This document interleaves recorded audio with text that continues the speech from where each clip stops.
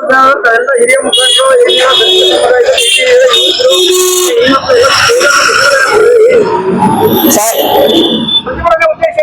Sir ಪ್ರತಿಭಟನೆ ಉದ್ದೇಶ ಬಂದು ನಮ್ಮ ಮಾನ್ಯ ಮಾದೇವಪ್ಪ ಸಾಹೇಬರಿಗೆ ಸಚಿವ ಸ್ಥಾನ ಅಲ್ಲ DCM ಸ್ಥಾನ ಕೊಡಬೇಕು ಅನ್ನೋದು ನಮ್ಮ ಆಗ್ರಹ ಸರ್. ದಯಮಾಡಿ ಮುಂದಿನ ದಿನಗಳಲ್ಲಿ ಮಾನ್ಯ ಮುಖ್ಯಮಂತ್ರಿಗಳು DK ಶಿವಕುಮಾರ್ ಸಾಹೇಬರು ದಯವಿಟ್ಟು ಮಂತ್ರಿ ಸ್ಥಾನದ ಜೊತೆಗೆ DCM ಸ್ಥಾನ ಕೊಡಬೇಕು ಅನ್ನೋದು ನಮ್ಮ ಆಗ್ರಹ. ಹಾಗೆ ಮುಂದಿನ ದಿನಗಳಲ್ಲಿ ಅವರಿಗೆ ಸೂಕ್ತ ಸ್ಥಾನಮಾನಗಳನ್ನು ಕೊಟ್ಟು ಅವ್ರನ್ನ ಗೌರವಿಸಬೇಕು ಅನ್ನೋದು ನಮ್ಮ ಒಂದು ಅಭಿಪ್ರಾಯ ಸರ್.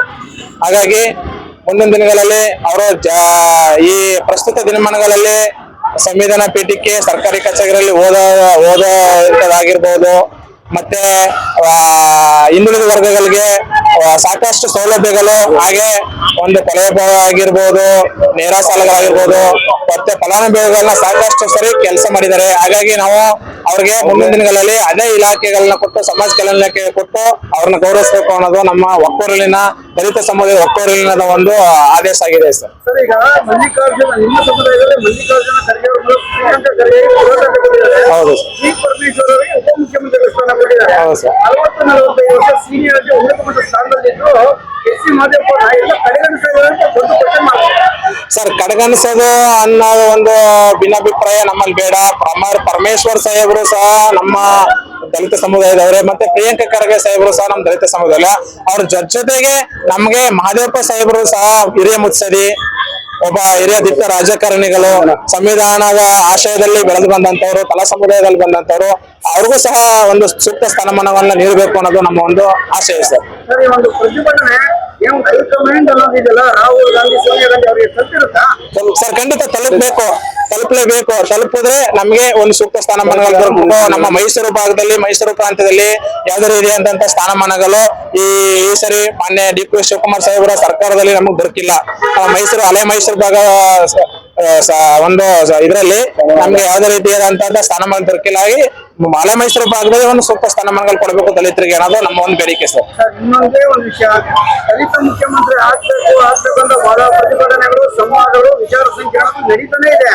ಬರೀ ಮಾತುಗಳಲ್ಲಿ ಅದೇನು ದಲಿತ ಮುಖ್ಯಮಂತ್ರಿ ಆಗೋದು ಸತ್ಯನ ಸುಳ್ಳ ಬರೀ ಕ್ವಶನ್ ಮಾರ್ಕ್ ಸರ್. ಮುಂದಿನ ದಿನಗಳಲ್ಲಿ ಆಗ್ಬೋದು ಅನ್ನೋ ಒಂದು ಅಭಿಲಾಷೆಯಲ್ಲಿ ಇಟ್ಟಿದೀವಿ ಸರ್. ಮುಂದಿನ ದಿನಗಳಲ್ಲಿ ಆಗ್ಬೇಕು. ಯಾಕಂದ್ರೆ ನಿಜಲಿಂಗಪ್ಪ ಅವರಾಗಿರ್ಬೋದು, ಸಾಕಷ್ಟು ಪರಮೇಶ್ವರ್ ಸಾಹೇಬ್ರಿಗೂ ಒಂದು ಸರಿ ಅದು ಹಿನ್ನಡೆ ಆಗಿದೆ. ಹಾಗಾಗಿ ಮುಂದಿನ ದಿನಗಳಲ್ಲಿ ಆಗತ್ತೆ ಅನ್ನೋ ಒಂದು ಭರವಸೆ ಮೇಲೆ ಇದ್ದೀವಿ ಸರ್. ಮುಂದಿನ ದಿನಗಳಲ್ಲಿ ಯಾರೇ ಆಗಲಿ ನಮ್ಮ ದಲಿತ CMಗಳು ಪರಮೇಶ್ವರ್ ಸಾಹೇಬ್ ಇರ್ಬೋದು, ಅಥವಾ ಖರ್ಗೆ ಸಾಹೇಬ್ರಾಗಿರ್ಬೋದು, ಮಾದೇವಪ್ಪ ಸಾಹೇಬ್ರಾಗಿರ್ಬೋದು, ಯಾರಿಗಾದ್ರೂ ಕೊಟ್ಟರು ನಮ್ಮ ದಲಿತ ಸಮುದಾಯದಲ್ಲಿ ಒಂದೊಳ್ಳೆ ಸೂಕ್ತ ಸ್ಥಾನಮಾನಗಳು, ಮುಖ್ಯಮಂತ್ರಿ ಸ್ಥಾನಗಳು ದೊರಕಬೇಕು ಅನ್ನೋದು ನಮ್ಮ ಆಶಯ ಸರ್. ದಲಿತ ಶಾಸಕರನ್ನ ಮೆಟ್ಲನ್ನಾಗಿ ಮಾಡ್ಕೊಂಡು ಮುಖ್ಯಮಂತ್ರಿಯಾಗಿ ದಲಿತರನ್ನ ತುಳಿತಕ್ಕಂಥ ಹುನ್ನಾರವನ್ನ ಇವತ್ತು ಕೈಗೆ ಎಳಿತಾ ಇದ್ದೇವೆ ನಾವು. ಸಿದ್ದರಾಮಯ್ಯ ಅವರೇ, ನಿಮ್ಮ ಜೊತೆ ಹೊರಗೆ ಮಂತ್ರಿಗಳಾಗಿದ್ದಂತ, ನಿಮ್ಮನ್ನೇ ನಂಬಿದ್ದಂತ ಮಹದೇವಪ್ಪ ಅವರು ಈ ಮೋಸ ಆದಾಗ ನೀವು ನಾನು ಕಾಂಗ್ರೆಸ್ ಪಕ್ಷ ತೊರೆದು ಮಹಿಳಾ ಪಕ್ಷವನ್ನ ಮತ್ತೆ ಈ ರಾಜ್ಯದಲ್ಲಿ ಕಟ್ಟಿದೆ ಎಂದು ಹೇಳ್ಬೇಕಾಗಿತ್ತು.